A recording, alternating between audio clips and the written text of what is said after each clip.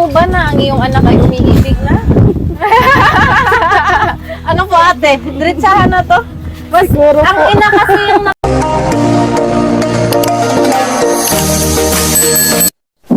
Hello everyone! Welcome back again to my channel. So mga kasukay, mga kalingap, sa mapagpalang araw na muli sa atin lahat. So for today's vlog, grabe no, etong one-on-one interview ni Charlotte dito sa mama ni Beyonce. Grabe, sobrang nakakatuwang panoorin at marami tayong nalaman about dito kay Beyonce, mga kalingap. Pero bago natin simulan yan, huwag niyo po kakalimutan mag-subscribe. Bal Santos Matubang, Kalingap Rob, at Edna Vlogs. At syempre, supportahan po natin Charlotte of Cebu. No? Sa mga hindi pa po nakapag-subscribe sa kanya, subscribe niyo na po siya. At mga kasama ko po sa Caraba, Teacher N and Kuya Nolly Vlog, supportahan po natin. At ang inyong lingkod, Gandang Emmy, sa mga hindi pa po nakapag-subscribe dyan, please subscribe and please hit the notification bell para lagi po kayong updated sa aking mga ina-upload na mga reaction video. So, eto alamin natin, ano ba yung mga malalaman natin sa video na ito. Tara, panoorin po natin ito. po ate no, hindi po natin inaasahan na sadyang napakalaki po ng bahay nyo. Ano pong masasabi mo doon? Nalilipat na kayo sa mansion nyo. Tinatawag nila itong mansion eh. Yeah. Nahihiya nga kami kasi hindi naman baga kami sanay magtira sa ano na. Ganyan? Oo. Kasi simple lang na bahay, ayos na sa amin yun. Yung bahay lang baga ayos na sa amin. Hindi namin nakalain na ganun ang Ganda, papagawa ng no? bahay. Ang ganda at ang parang laki. nakakahiya na tuloy tumira pag ano. Ba't po kayo nahihiya ate? Deserve nyo naman po kami yan. Marami nga ang So mga kasukay, mga kalingap, speaking of sa mansion ni Beyonce, no? Mansion, di ba ang tawag natin lahat doon kasi sobrang laki. Siya yung malaki sa lahat ng mga pabahay. At siya din yung may second floor na talagang napakaganda, no mga kalingap. So, ayan nga, natanong siya dyan ni Charlotte kung, ayan, mayroon na silang bagong bahay, malaki. Ano daw yung masasabi dito ng mama ni Beyonce, mga kalingap. So, narinig natin sa kanya na nahiya sila kasi sabi niya, hindi sila sanay na tumira sa malaking bahay. Napaka-ano naman nila, no? Nakakatuwa, no? Kasi napaka-humble nito si mama ni Beyonce. At sabi nga niya, lubos yung pasasalamat niya sa lahat ng mga tumulong, mga sponsor na talagang kahit hindi nila kakilala, kamag-anak, ay talagang yung suporta ay nandiyan. Especially dito kay Beyonce, no? Dahil po sa kanila, at syempre sa Kalingap, kay Kalingap Rob, kay Kuya Val, ay nagkaroon ng napakagandang bahay itong sila Beyonce, no?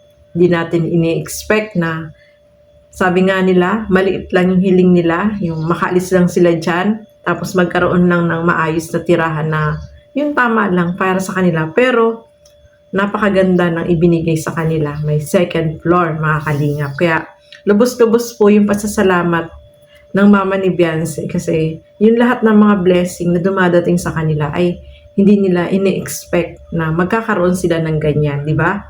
So, nakakatuwa lang po na etong mama ni Beyonce ay napaka-humble, no? Napakabait. At marami tayong malalaman about dito kay Beyonce. So, ituloy pa po natin. Lang kay Edo, maraming salamat sa lahat ng support niya kay Beyonce.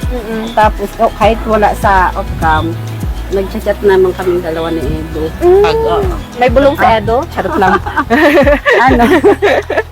Kagabi nga, yun nga, sabi tita, pinapaalam niya naman sa akin. Tita, pwedeng isama si Beyonce pag-scout daw ngayon.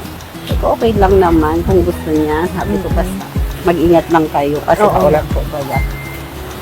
Hatid niya na lang daw. Oo, sige.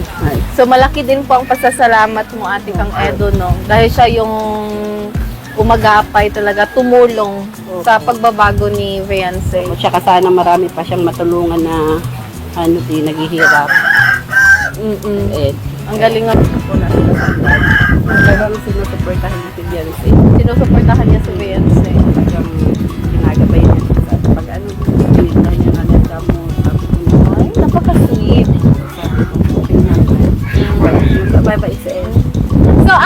So, ayan mga kasukay, mga kalingap, no? Nakakatuwa naman po, no? Na sila ni Kalingap Edo at yung mama ni Biancy ay nagchat-chat pala sila. Siyempre, mas maganda talaga yun, no? At talagang yung mama ni Biancy ay kaklose na ni Kalingap Edo, o di ba? Nakakatuwa na malaman natin na ganyan pala, no? Na off-cam, yung nagpapaalam si Kalingap Edo, nagchat-chat sa kanya na gusto niya isama itong si Biancy. At itong mama naman ni Biancy ay okay lang, basta mag-iingat lang daw at saka ihahatid naman ni Kalingap Edo, no? At ang nakakatuwa pa dyan, no, mga Kalingap, etong si Kalingap Edo, alam niyo naman po yan, no?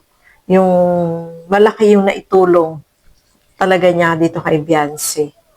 Pero parehas sila, no? Bawat isa sa kanila ay malaki yung naitulong sa bawat isa.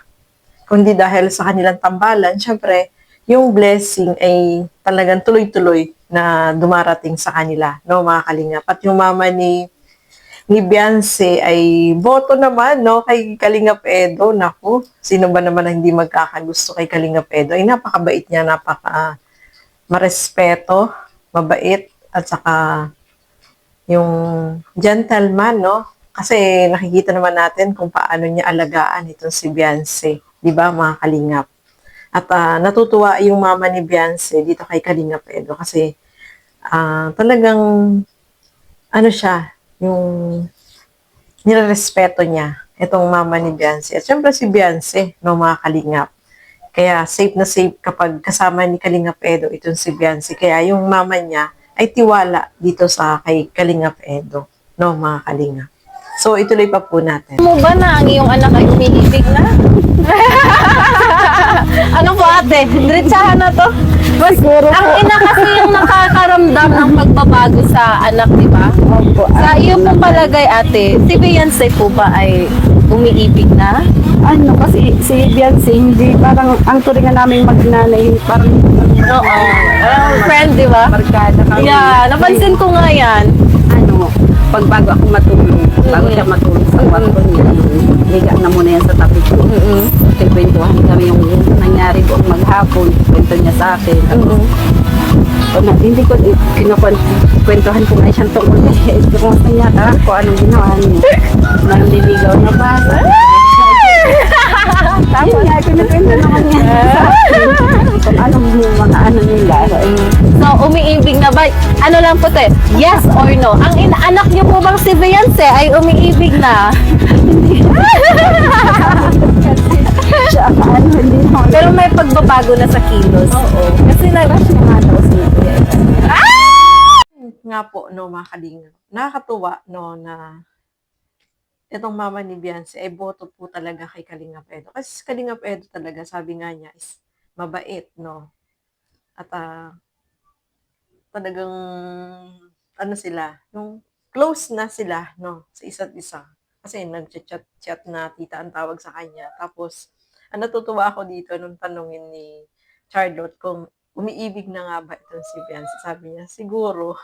Siguro po, no? Kasi pag nanay tayo, alam natin kapag in love ang anak natin, no? Siyempre, makapansin mo naman yan, masaya, no, mga kalingap. At kitang-kita naman yan, no? Kahit hindi sabihin ni Beyonce, eh, alam naman niya na masaya si Beyonce kapag nandiyan si Kalingap Edo, no? At saka karas niya po talaga si Kalingap Edo, mga kalingap. Kaya, yung mama ni Beyonce ay botong-boto, no, kay Kalingap Edo.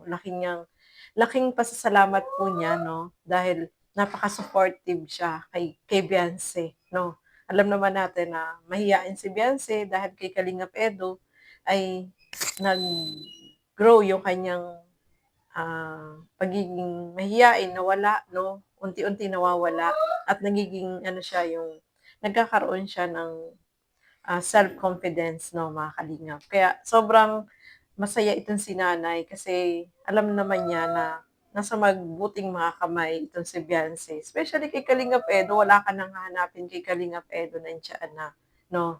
At masaya tayo na yung mama ni Beyonce ay boto dito kay Kalingap Edo. Kahit hindi niya, ano, okay lang sa kanya, no? Kasi nasa kanila naman daw dalawa yun, kung nagkakagustuhan sila, hindi naman sila yung hahadlang kung ano man yung sa kanilang dalawa, 'di ba? So masaya po tayo diyan mga kalingap kasi itong si nanay, masaya siya para dito sa kay Biancy at kay Kalingap Edo, o 'di ba?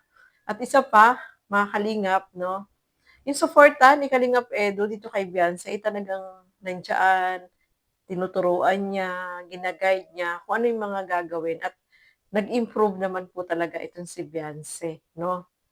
Sobrang nakakatuwa lang po na nalalaman natin na ganyan. Itong si Biancy pala, parang barkada yung turing niya dito sa mama niya, no?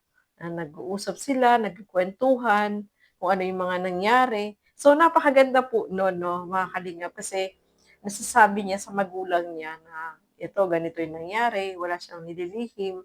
So, maganda po yun para silang magkabarkada, no? At least, yung mama niya ay talagang alam kung ano yung mga ginagawa niya, no. Nakakatuwa lang po kapag ganyan, no, yung closeness ng family.